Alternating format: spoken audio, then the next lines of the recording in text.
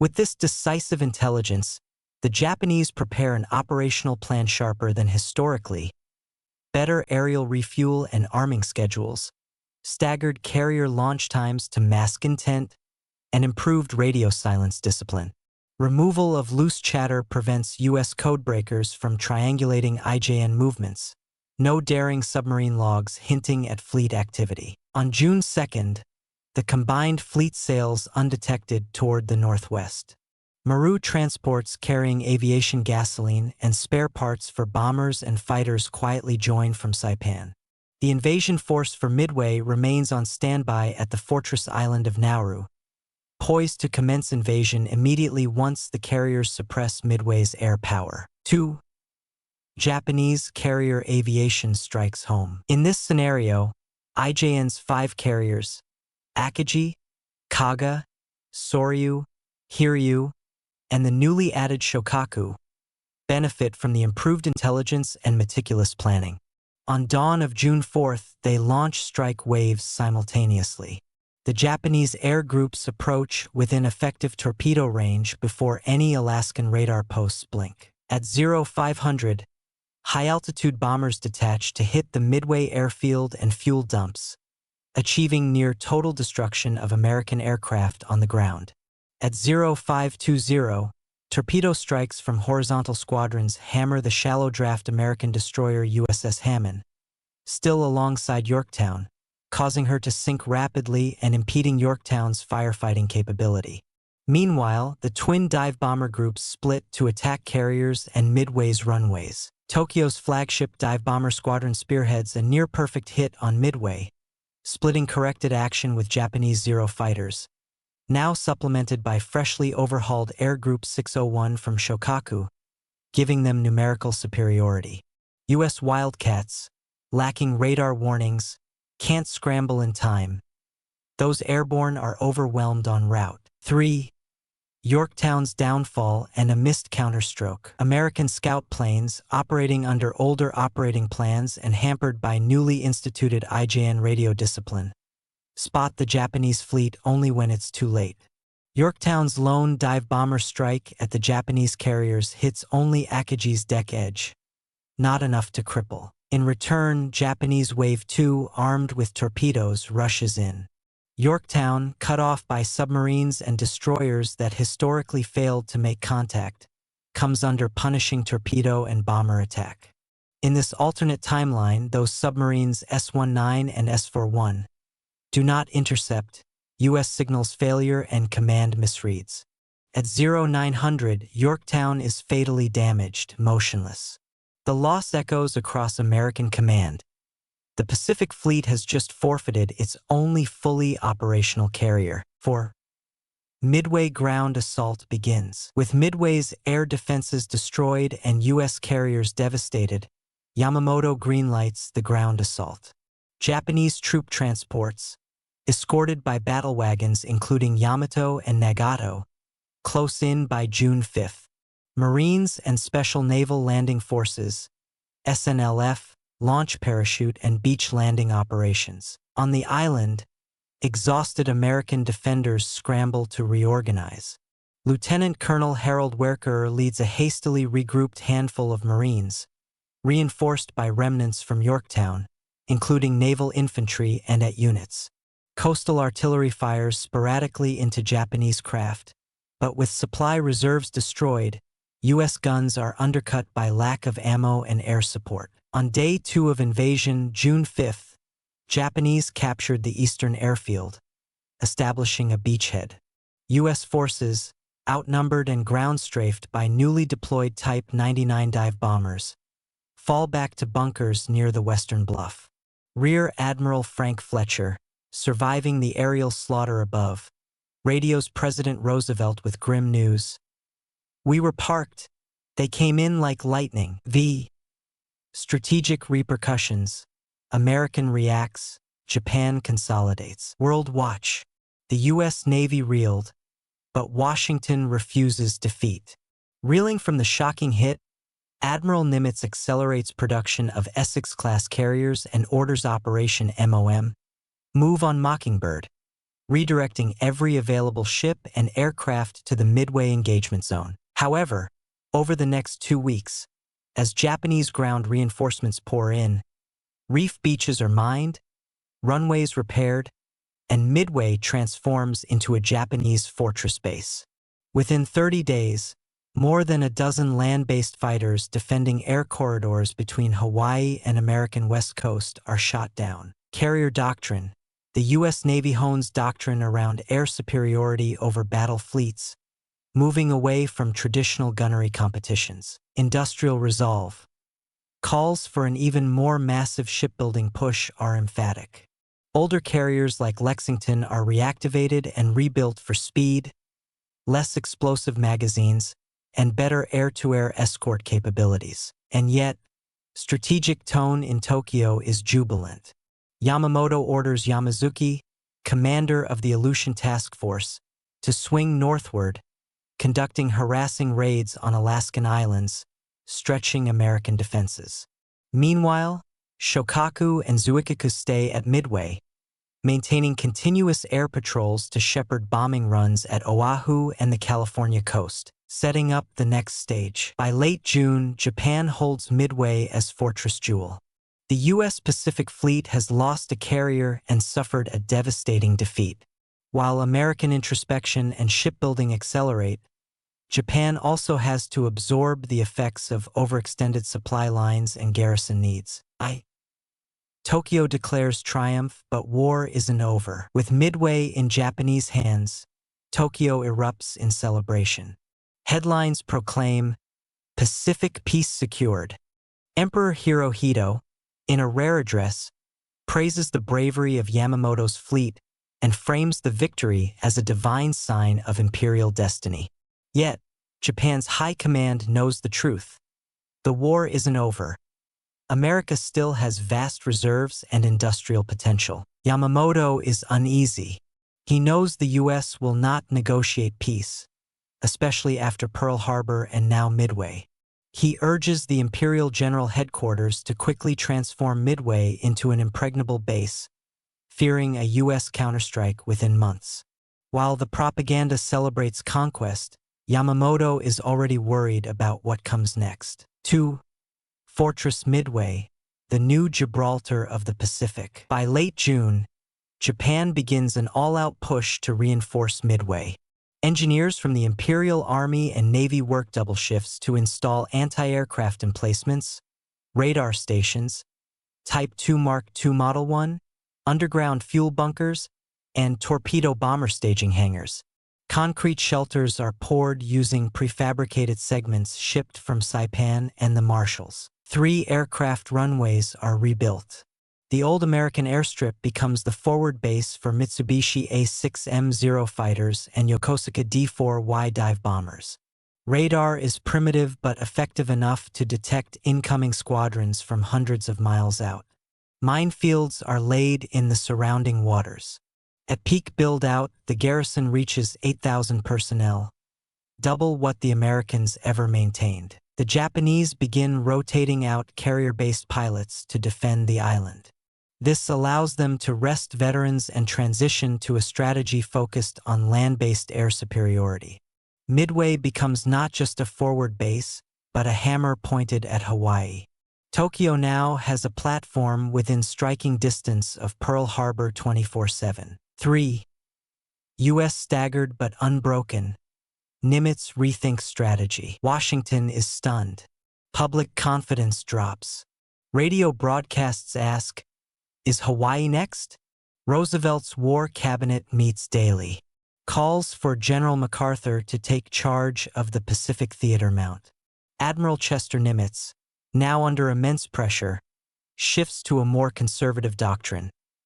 Preserve what's left, strike from range, and rearm fast. Roosevelt greenlights emergency war spending that dwarfs anything seen before.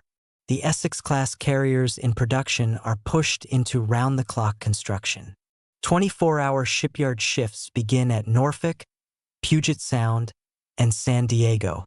The Two-Ocean Navy Act, passed in 1940, gets a major boost with new incentives for war laborers. Nimitz cancels any immediate effort to retake Midway. He knows the island is a trap now. Instead, he pivots to a bypass and burn strategy. Build a new ring of fortified islands further south, like Baker and Howland, reinforce Australia, and block Japan's path to Samoa or the Panama Canal. The idea: avoid the spear's tip and instead break the arm wielding it. 4.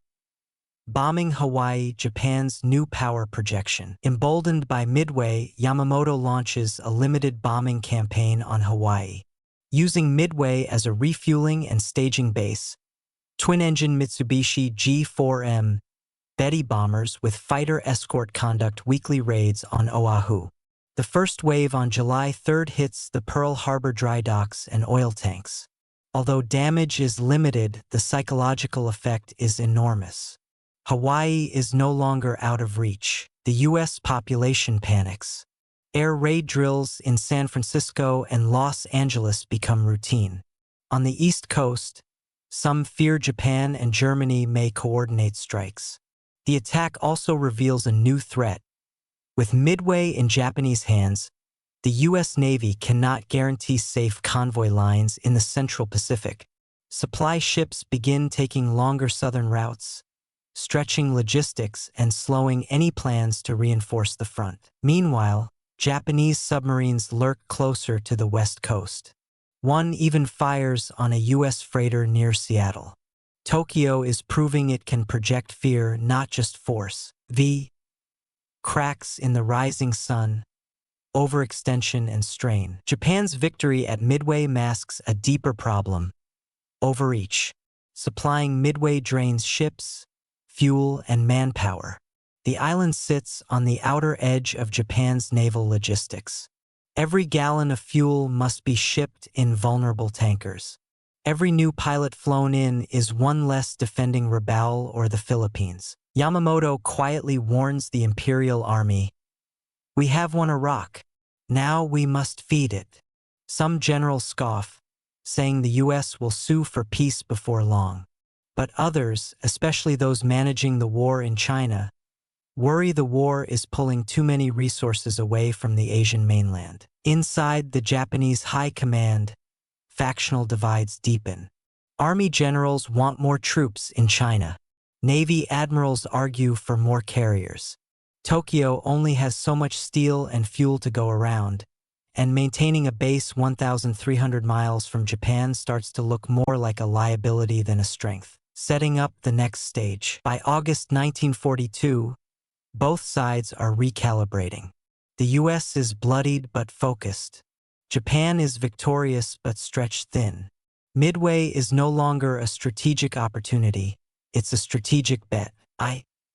Japan's empire stretches thin. With Midway under firm control by August 1942, Tokyo eyes the next phase: neutralize Australia's connection to the United States and dominate the South Pacific supply lanes. The goal is clear: cut the Allied lines running through New Caledonia, Fiji, and Samoa. To do that, Japan orders simultaneous offensives across the Solomon Islands chain. Rabaul, already a heavily fortified Japanese stronghold, becomes the launch pad for a new blitz aimed at Port Moresby and Guadalcanal. The South Pacific is no longer a backwater. It's the new flashpoint, but the cracks in Japan's grand strategy are already visible. Midway requires massive supplies and round-the-clock convoys. The combined fleet now has to defend Midway, protect oil lines from Indonesia, and cover new campaigns in the Solomons, all while watching the U.S. Navy rebuild. Japanese planners realize their empire is becoming dangerously overstretched, but few dare say it aloud. 2. America's counter-strategy, the Southern thrust. Nimitz, learning from the disaster at Midway, refuses to play by Japan's terms. Instead of attacking fortified Japanese islands head-on, the U.S. adopts a new strategy: island hopping, leapfrogging strongholds, cutting off supply lines, and starving garrisons until they collapse. In this version of history, island hopping begins sooner. By September 1942, U.S. Marines land on Espiritu Santo and Talagi, building airfields at lightning speed. The Japanese attempt to reinforce the Solomons via Tokyo Express night runs, but they lack the logistics to hold a drawn-out southern front. Meanwhile, a major buildup in Australia turns it into an unsinkable aircraft carrier. Hundreds of B-17 bombers, thousands of troops, and dozens of Liberty ships begin arriving every week. Australia becomes the staging ground for America's slow, grinding push north. 3. Guadalcanal, the new Midway. Guadalcanal becomes the next decisive battle. On August 30, 1942, U.S. Marines land at Lunga Point, shocking the Japanese, who had just begun constructing an airfield. In this alternate reality, Japan is even more aggressive in response than historically. They can't afford to lose Guadalcanal with Midway barely stabilized. The Battle of the Eastern Solomons, fought in early September, sees Japan commit 4 carriers, Zuikiku, Shokaku, Junyo, and Hayo, to halt the American advance. But by now, U.S. radar-guided fire control and growing pilot training programs give them the edge. Japanese carriers are damaged but not sunk. However, fuel shortages force them to retreat early, unable to sustain operations. The battle doesn't deliver a knockout punch, but it shifts the momentum. Japan starts losing experienced pilots faster than it can replace them. And as Guadalcanal turns into a war of attrition, Tokyo starts to feel what the U.S. industrial machine is capable of. 4. Midway becomes a liability. While fighting rages in the South Pacific, Midway becomes increasingly vulnerable. It's not attacked directly, but the cost of maintaining it grows monthly. Japanese convoys must travel long distances, often without air cover. American submarines, now operating from Hawaii and Australia, begin sinking supply ships regularly. Air raids from Pearl Harbor, long-range Liberators, and Catalina flying boats test Midway's defenses. The island is becoming what Yamamoto feared: a fortress isolated in the ocean, under constant threat and bleeding resources. Japanese high command begins debating whether Midway is still worth it. The Army wants those troops back in Burma and China. The Navy wants to hold Midway for prestige. The resulting infighting causes delays in reinforcing other critical areas like the Marianas and the Philippines. The war shifts in America's favor. By late 1942, the U.S. is producing over 100 warplanes per day and launching new fleet carriers nearly every quarter. America's industrial base is now fully mobilized. The Japanese cannot keep up. Every ship lost is harder to replace. Every dead pilot is irreplaceable. More importantly, the U.S. is learning. Doctrines are evolving. Carrier coordination improves. Radar becomes standard on every major warship. Night operations are more frequent. And the Marines, hardened by Guadalcanal, are no longer green troops. They're battle-tested killers. Meanwhile, Japan is hitting the limits of its war economy. The blockade around Midway and attrition in the Solomons are strangling the fleet. Even as Japan clings to its empire, its naval strength is hollowing out from within, setting up the next stage. In early 1943, Japan holds Midway, but it's stuck on defense. Guadalcanal is still contested, and U.S. forces are building a springboard in the Solomons. Tokyo hoped a victory at Midway would secure the Pacific, but it only postponed the inevitable clash. Japan's unsustainable high ground. By early 1943, Midway is still in Japanese hands, but its value is fading. The island now functions more as a symbol than a strategic advantage. U.S. submarines patrol relentlessly, sinking tankers and troop transports en route to the island. Air raids from B-24 Liberators based in Hawaii hammer the runways. Japan's supply lines are stretched to the breaking point. Worse, the once dominant Japanese carrier fleet is thinning. Veteran pilots from Coral Sea and Midway are gone, replaced by barely trained rookies. Fuel shortages limit training time, and new aircraft like the Zero are beginning to fall behind American fighters in speed, range, and survivability. Meanwhile, maintaining Midway eats into Tokyo's naval reserves. Japan is forced to withdraw destroyers from convoy escort duties elsewhere in the Pacific, making it easier for American submarines to cripple Japan's shipping network. Oil and rubber from the Dutch East Indies begin piling up in ports, because there aren't enough ships to carry it home. 2.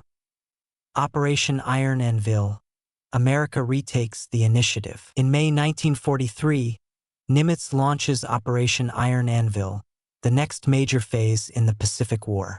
The U.S. strategy is to split the Japanese Empire by driving two prongs forward: Central Pacific thrust, through the Gilbert and Marshall Islands, aiming directly at the Marianas. Southern thrust, through New Guinea, eventually reaching the Philippines. The goal is to bypass Midway and neutralize it without direct confrontation. "Let them starve on their rock," Nimitz reportedly tells Admiral Spruance. Rather than bleed on the reef, the U.S. plans to make Midway obsolete. The first targets are the Gilbert Islands. At Tarawa, Marines endure heavy casualties, but American firepower overwhelms the defenders. Japan realizes that U.S. amphibious capability has evolved. No longer are American troops hesitant or poorly coordinated. They're well-drilled, heavily supported, and relentless. 3. Carrier superiority achieved. Throughout 1943, new Essex-class carriers enter service in rapid succession. Essex, Lexington, CV-16, Bunker Hill, and Intrepid. Each carries over 90 aircraft and bristles with radar, anti-aircraft guns, and battle-hardened aviators. In contrast, Japan is running on fumes. Its carrier fleet has suffered cumulative losses. While Zuikaku and Junyo still operate out of Truk and Midway, they're often grounded due to lack of parts and fuel. U.S. raids against refueling tankers in the Caroline Islands make matters worse. By late 1943, the U.S. holds near-total air superiority over the Central Pacific. Fighter sweeps punish Japanese convoys trying to reach Midway. When Japanese bombers fly out from the island to harass Hawaii, few return. The tide has turned, for Midway no longer worth the cost. Inside Japan's naval command, Yamamoto's vision is now in question. Holding Midway was supposed to shield Japan and enable further expansion. Instead, it's become a distant outpost draining irreplaceable resources. In a secret meeting in November 1943, Japanese leadership discusses withdrawal. Some propose evacuating the island before the U.S. strikes it directly, but doing so would mean admitting defeat and risking the propaganda backlash. The compromise? Reinforce Midway one last time and try to bait the U.S. into a battle on Japan's terms. Operation Yamashiro, named after the old battleship, calls for using Midway as bait, luring the U.S. fleet into range of remaining carriers and battleships. It's a desperate gamble, but Japan has few other cards left to play. America closes in. While Japan debates its next move, the U.S. presses forward.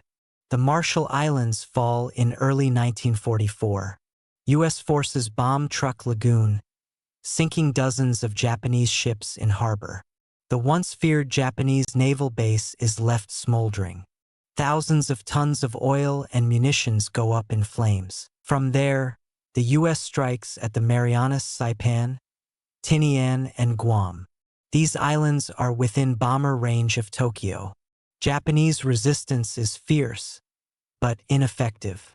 By the time American Marines raise the flag on Saipan, Japan's imperial dreams are visibly collapsing. Midway, once the centerpiece of Japan's Pacific victory, is now cut off. Suppli arrive sporadically. Aircraft are grounded more often than not.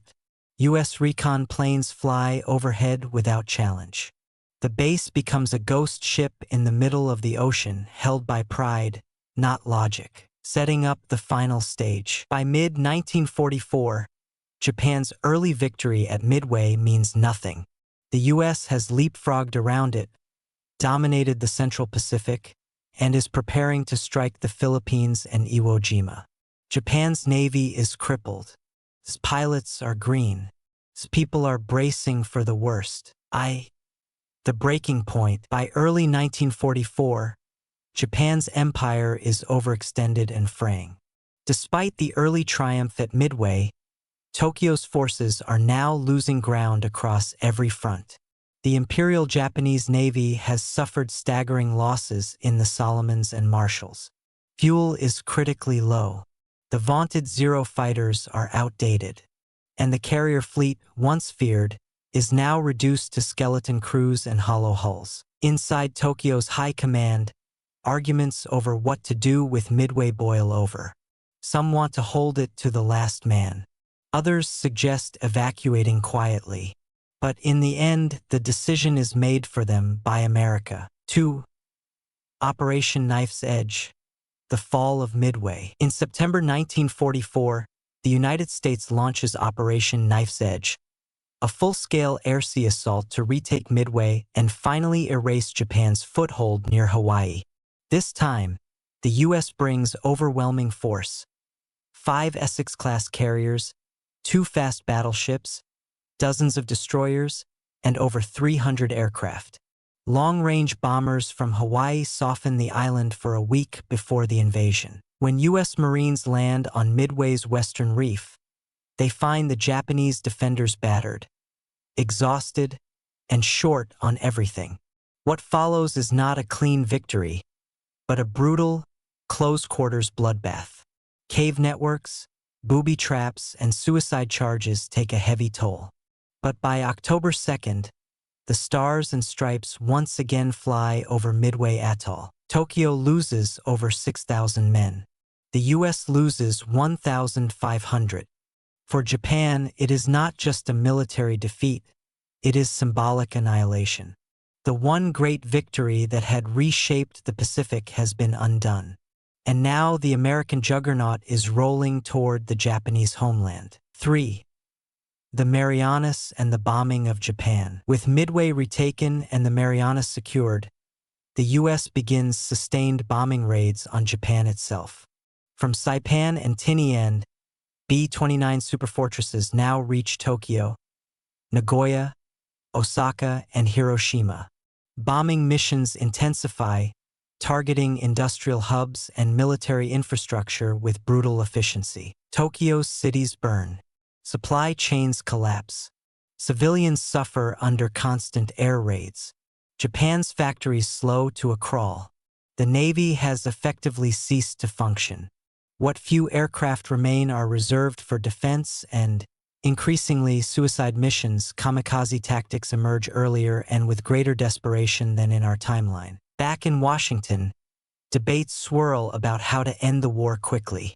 The costs of island hopping toward Kyushu are high. Casualty estimates for a land invasion are staggering. And now, the Manhattan Project is nearing completion. 4. The endgame: surrender or annihilation. In this alternate timeline, the war's end looks similar to history, but the road there is even more devastating. Japan's earlier victory at Midway delayed the American counteroffensive by a year, but it didn't prevent it. When it comes, it arrives with fury. In August 1945, the United States drops atomic bombs on Hiroshima and Nagasaki, just as in our reality. But the political context is even more dire. Japan had sacrificed tens of thousands to hold Midway and fight in the Solomons. The people are exhausted. Cities are gone.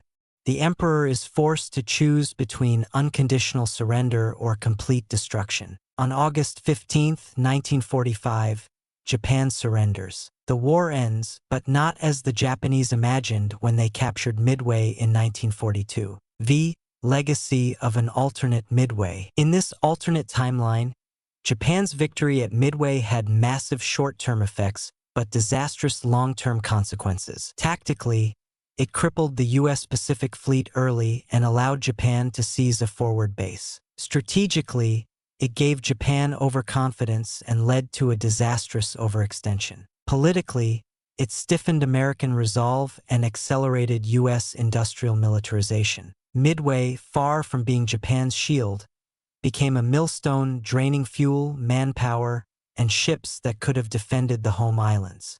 Its capture was a dramatic success. Its defense was a grinding failure. For the United States, the loss of Midway delayed victory but sharpened strategic thinking. It exposed vulnerabilities and forced doctrinal changes. Better carrier tactics, faster shipbuilding, and ruthless focus on logistics. The U.S. emerged from this alternate war even more dominant, having fought a longer, bloodier, but ultimately more transformative Pacific campaign. Final thought: if Japan had won at Midway, the war in the Pacific would have grown longer and more brutal, but not unwinnable for the United States.